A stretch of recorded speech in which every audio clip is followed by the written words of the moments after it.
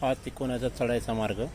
तिकोणा पेठेमधून आपण गडाच्या चढणीला लागतो.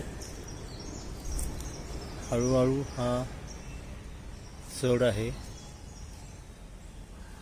फारसा स्लोप नाही आहे. मग येतो वेताळ दरवाजा. वेताळ दरवाजाच्या इथून आपण प्रवेश करून आत येतो. आत सुंदर असे देवडे आहेत. तिथून पुढं गेल्यानंतर हळूहळू चढ वाढत जातो, पण एक ग्रॅज्युअल स्लोप आहे. हा फारसा कठीण हा किल्ला नाही आहे. मग येतं एक मारुती मंदिर. त्यानंतर आहे तुळजाई मंदिर आणि तिथे एक छोटंसं नैसर्गिक तळं आहे. काही वाड्याचे अवशेष आहे तिथं. पुढे गेल्यानंतर हा चुन्याचा घाणा आहे आणि नंतर आपण येतो बालेकिल्ल्याकडे. त्या बालेकिल्ल्याच्या पायऱ्या, सुंदर असा बालेकिल्ला आहे. बालेकिल्ल्याच्या पायऱ्या बुरुजामध्ये लपलेल्या. अजून एक दरवाजा आणि मग बालेकिल्ल्याच्या आपण पहिल्या टप्प्यावर येतो. तिथं आल्यानंतर उजव्या बाजूला गेलं तर असं गुहा टाईप आहे की जिथं आपण राहायची व्यवस्था होऊ शकते आपली. मग परत माघारी फिरू आपण.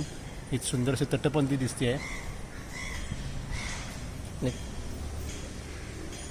ह्या पहिल्या टप्प्याच्या बालेकिल्ल्याच्या पहिल्या टप्प्याच्या दुसऱ्या बाजूला गेल्यानंतर बालेकिल्ल्याच्या वरच्या बाजूला जाण्यासाठी परत पायऱ्या आहेत.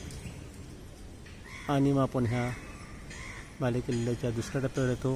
इथे एक महादेवाचं मंदिर आहे आणि त्या पण इथे शिवाजी महाराजांच्या मूर्तीकडे येतो आहे. हा सर्वात किल्ल्याचा उंच भाग आहे की जो त्रिकोणाकृती किल्ल्यावर, त्रिकोणाकृती बालेकिल्ल्यावर बसलेली ही शिवाजी महाराजांची मूर्ती आहे. प्रत्यक्षात तिथं मूर्ती नाही आहे. आपण असा एक लांबचा व्ह्यू घेऊया की खाली पाषाण आणि वर तटबंदी. हा त्रिकोणाकृती असा बालेकिल्ला आणि संपूर्ण किल्ला जर विचार केला त्याचा आकारही असा त्रिकोणी आहे. कोणत्याही बाजूने बघितलं तर हा त्रिकोण येतो. हे आपण किल्ल्याच्या बॅक साईडला आलो आहे. किल्ल्या बाजूला पवना डॅम आहे. हा एक परत त्रिकोणी आकार आणि परत किल्ल्याच्या दुसऱ्या बाजूला येतो की हा एक त्रिकोणी आकार.